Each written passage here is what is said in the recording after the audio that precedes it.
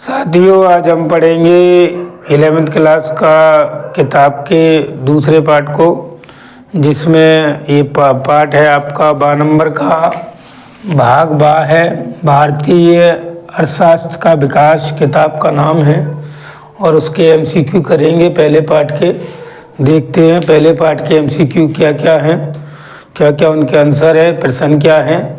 उसके बाद हम एक वाक्य करेंगे। तो देखते हैं पहला प्रश्न। तो पाठ का नाम है स्वतंत्रता की पूर्व संध्या पर भारतीय अर्थव्यवस्था। एक क्लास 11th है और दूसरी किताब का पहला अध्याय है। तो पहला क्वेश्चन देखते हैं। पहला प्रश्न है, ब्रिटिश शासन काल में भारतीय अर्थव्यवस्था थी।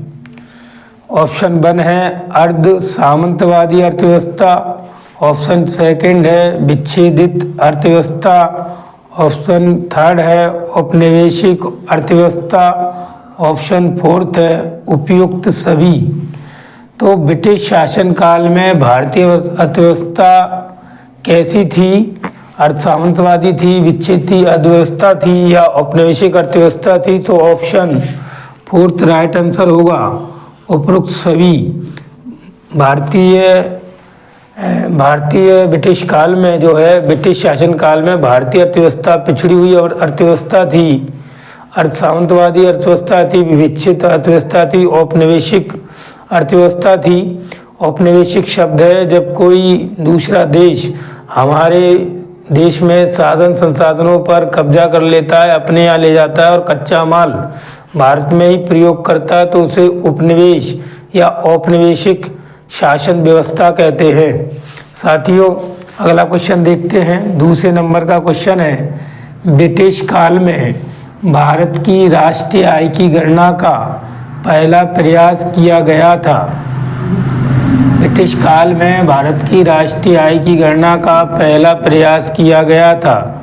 पहला ऑप्शन है फ्रिले सिराज ने, दूसरा ऑप्शन है विलियम डिग्वी ने, तीसरा ऑप्शन है दादा भाई नौरोजी ने, चौथा ऑप्शन है BKR राव ने। तो इसका राइट आंसर हो जाएगा कि ब्रिटिश काल में भारत की राष्ट्रीय आय की गणना का, राष्ट्रीय आय की ना की जनगणना का, राष्ट्रीय आय की गणना का पहला प्रयास किसने किया? तो राइट ऑप्शन हो जाएगा दादा भाई नौरोजी ने राष्ट्रीय आय जो भारत में ब्रिटिश काल में उसकी गणना का प्रयास किया। तीसरा प्रश्न है, जीवन यापन कृषि में कृषक क्या करता है? जीवन यापन कृषि में कृषक ऑप्शन 1 है अपने समस्त उत्पाद का किसी अन्य उत्पाद से विनिमय करता है, या सेकंड ऑप्शन है बाजार में बिक्री के लिए ही उत्पादन करता है, तीसरा ऑप्शन है बाजार परिस्थितियों पर निर्भर करता है, चौथा ऑप्शन है प्रमुखतः खाद्यान्न फसलों का उत्पादन करता है। तो जीवन यापन कृषि के लिए कृषक, तो इन चारों में से राइट ऑप्शन चौथा हो जाएगा, प्रमुखतः खाद्यान्न फसलों का उत्पादन करता है। जीवन यापन कृषि में किसान क्या करता है? तो प्रमुखतः खाद्यान्न उत्पादनों का उत्पादन करता है वो। तो साथियों, अगला क्वेश्चन अभी देखते हैं। अब हम 9th नंबर का क्वेश्चन देखेंगे। 9वें नंबर का क्वेश्चन क्या है? हम पढ़ रहे हैं क्लास 11th का भाग बा, जो है भारतीय अर्थव्यवस्था का विकास, स्वतंत्रता की पूर्व संध्या पर भारतीय अर्थव्यवस्था, ये चैप्टर पढ़ रहे हैं और उसमें देख रहे हैं चौथे नंबर का प्रश्न। चौथे नंबर का प्रश्न है, ब्रिटिश भारत में कपड़ा उद्योग केंद्रित है। मतलब जब अंग्रेज भारत में आए या ब्रिटिश जब भारत में आए तो उस समय कपड़ा उद्योग का केंद्र कौन सा था? तो पहले नंबर का ऑप्शन है अहमदाबाद, दूसरे नंबर का ऑप्शन है हैदराबाद, तीसरे नंबर का ऑप्शन है बेंगलुरु, चौथे नंबर का ऑप्शन है गाजियाबाद। तो ब्रिटिश भारत में कपड़ा उद्योग केंद्रित था, तो राइट आंसर हो जाएगा पहले नंबर का अहमदाबाद। 5वें नंबर का क्वेश्चन है, अंग्रेजी शासनकाल में भारत में निम्न कार्य नहीं हुआ। तो पहले नंबर का ऑप्शन है रेलवे की स्थापना, दूसरे नंबर का ऑप्शन है टेलीफोन प्रणाली की स्थापना, तीसरे नंबर का ऑप्शन है बेतार प्रणाली की स्थापना। चौथे नंबर का ऑप्शन है दिल्ली में मेट्रो की स्थापना। तो अंग्रेजी शासनकाल में भारतीय रेल की स्थापना तो हुई थी और हम क्वेश्चन देख रहे हैं नहीं। और टेलीफोन प्रणाली की भी स्थापना ब्रिटिश काल में हुई। बेतार प्रणाली की भी स्थापना ब्रिटिश काल में हुई। दिल्ली में मेट्रो की स्थापना, ये राइट आंसर हो जाएगा। ये ब्रिटिश काल में नहीं हुई, ये ब्रिटिश काल में नहीं हुई, ये सन 2001 में मेट्रो की स्थापना दिल्ली में हुई। तो उस समय ब्रिटिश तो थे नहीं 2001 में। तो ये राइट आंसर चौथा हो जाएगा 5वें नंबर क्वेश्चन का। आगे हम एक वाक्य पढ़ेंगे। अब हम पढ़ेंगे एक वाक्य, और हम 11th क्लास की किताब सेकंड पढ़ रहे हैं और पार्ट फर्स्ट पढ़ रहे हैं। उसके एक वाक्य हम करने जा रहे हैं। देखते हैं एक वाक्य में पहले नंबर का प्रश्न कौन सा है। तो पहले नंबर का प्रश्न है एक वाक्य में, पहला नंबर है स्वतंत्रता के समय भारतीय कृषि का प्रमुख लक्षण क्या था। तो उत्तर है उत्पादकता का निम्न स्तर था। स्वतंत्रता के समय भारतीय कृषि का प्रमुख लक्षण क्या था। तो भारतीय कृषि स्वतंत्रता के समय निम्न स्तर पर थी। दूसरा क्वेश्चन है हमारे सामने कि कृषि का व्यापारीकरण किसानों को किस ओर ले गया। तो उत्तर है स्थायी ऋणग्रस्तता की ओर ले गया। मतलब व्यापारीकरण होने से किसानों पर ऋणों का भार बढ़ने लग गया। अगला है तीसरे नंबर का प्रश्न, देश के विभाजन का भारतीय कृषि पर कैसा प्रभाव पड़ा।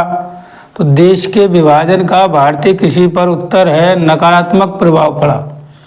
चौथे नंबर का प्रश्न है स्वतंत्रता प्राप्ति के समय भारत में कितनी जनसंख्या सेवा क्षेत्र पर निर्भर थी। स्वतंत्रता प्राप्ति के समय सेवा क्षेत्र पर कितनी जनसंख्या सेवा क्षेत्र पर निर्भर थी स्वतंत्रता के समय। तो इसका आंसर होगा सेवा क्या है। सेवा वो चीज़ है जिसके बदले में आपको कोई भौतिक चीज़ नहीं मिलती, उसे हम सेवा कहते हैं। मुद्रा के बदले में भौतिक चीज़ नहीं मिलती, उसे हम सेवा कहते हैं। और जबकि वस्तु किसे कहेंगे, तो वस्तु आप मुद्रा के बदले में आपको वस्तु मिलती है या मुद्रा के बदले में आपको कोई भौतिक वस्तु मिलती है तो उसे हम वस्तु कहते हैं। व्यापार वर्तमान में दो कैटेगरी है उसकी, वस्तु और सेवाएं। इस लेवल पर व्यापार चल रहा है। वस्तु जो फैक्ट्री कंपनी उद्योगों में उत्पादित होती हैं, सेवाएं प्रशिक्षण के द्वारा या मानव पूंजी के द्वारा उत्पादित होती हैं। जैसे शिक्षा में इंजीनियर डॉक्टर वकील इनको प्रशिक्षित किया जाता है तब ये मानव पूंजी बनते हों, और डॉक्टर इंजीनियर वकील जिसके बदले में आपको शुल्क तो देना पड़ता है, पैसा तो देना पड़ता है, मुद्रा तो देनी पड़ती है, परंतु उसके बदले में आपको उधर से कोई भौतिक चीज़ प्राप्त नहीं होती, उसकी सेवा प्राप्त होती है, उसको हम सेवा कहते हैं। तो यही क्वेश्चन है हमारा कि स्वतंत्रता प्राप्ति के समय भारत में कितनी जनसंख्या सेवा क्षेत्र पर निर्भर थी। तो 15 से 20% तक आंसर है कि 15 से 20% तक जो जनसंख्या है वो स्वतंत्रता प्राप्ति के समय सेवा क्षेत्र पर निर्भर थी। 5वें नंबर का प्रश्न है ब्रिटिश शासन के पूर्व भारत की अर्थव्यवस्था कैसी थी। तो ब्रिटिश शासन से पहले, ब्रिटिशों के आने से पहले या अंग्रेजों के आने से पहले भारत की अर्थव्यवस्था कैसी थी। तो आंसर है उन्नत थी, उन्नत अर्थव्यवस्था थी। वो बात अलग है कि उस समय अंग्रेजों के आने से पहले भारत जातियों में बटा था और अंग्रेजों के आने के बाद भारत धर्मों में बट गया। जाति तो पहले ही थी, जाति व्यवस्था पहले थी अंग्रेजों के आने से पहले। उससे पहले अंग्रेजों के आने से पहले जाति व्यवस्था, आदिवासियों का सेग्रीगेशन और महिलाओं की दास्ता थी। मगर हमको 11th क्लास में ये बताया गया है कि ब्रिटिशों के आने से पहले कृषि उन्नत थी। तो आंसर इसका उन्नत है। तो ये एक वाक्य आपके समाप्त हुए और ये आपका पार्ट जो पहला था भाग 2 का 11th क्लास का वो पूरे हुए एमसीक्यू और एक वाक्य। आप हमारे चैनल को लाइक करें, सब्सक्राइब करें, कमेंट्स करें। धन्यवाद।